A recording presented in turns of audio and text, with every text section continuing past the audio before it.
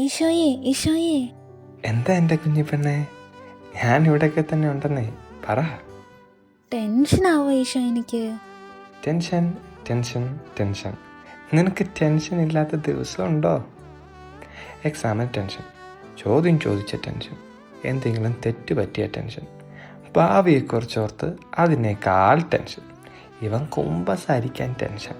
എനിക്കറിയാം മേലെ ഈശോയെ, എന്താ ഇങ്ങനെയെന്ന്. ടെൻഷൻ അടിച്ചിട്ട് എന്തെങ്കിലും പ്രയോജനം ഉണ്ടായോ? അതുമില്ല. ടെൻഷൻ മാറാൻ ഞാൻ എന്നെ ഈശോ ചെയ്യണ്ടേ? അതൊക്കെ സിമ്പിൾ അല്ലേ കുഞ്ഞി പെണ്ണെ. നിനക്ക് എന്നെ ഇത്ര ടെൻഷൻ എന്നറിയോ? നീ ഭാവിയെ പറ്റി ഒത്തിരി നെഗറ്റീവായിട്ട് ചിന്തിക്കുന്നതുകൊണ്ടാന്നേ. പോസിറ്റീവായിട്ടൊന്ന് ചിന്തിച്ചാൽ എന്തെങ്കിലും പ്രശ്നമുണ്ടോ ഇവിടെ? നീ എന്നെപ്പോലെ ഒന്ന് പോസിറ്റീവായിട്ടൊന്ന് ചിന്തിച്ച് നോക്ക് കുഞ്ഞി പെണ്ണെ. അന്നേരം സെറ്റായിട്ട് എല്ലാം നടക്കും.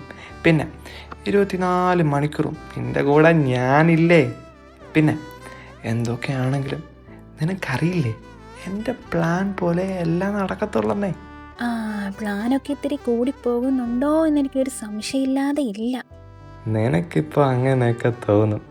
ഞാൻ എഴുതിയ ബുക്കിൻ്റെ പകുതി പോലും ആയിട്ടില്ല നിൻ്റെ ജീവിതം. So wait and see. Actually അതിൻ്റെ ഇടയ്ക്ക് ബുക്ക് റൈറ്റിംഗ് തുടങ്ങിയോ? അതൊക്കെ പോട്ടെ. അപ്പോൾ അതിൽ ട്വിസ്റ്റൊക്കെ കാണുമല്ലേ? പിന്നെ ഇല്ലാതെ.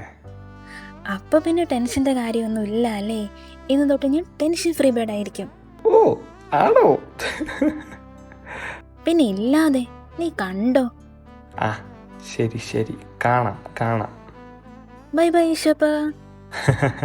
ഓക്കെ കുഞ്ഞി പെണ്ണെ.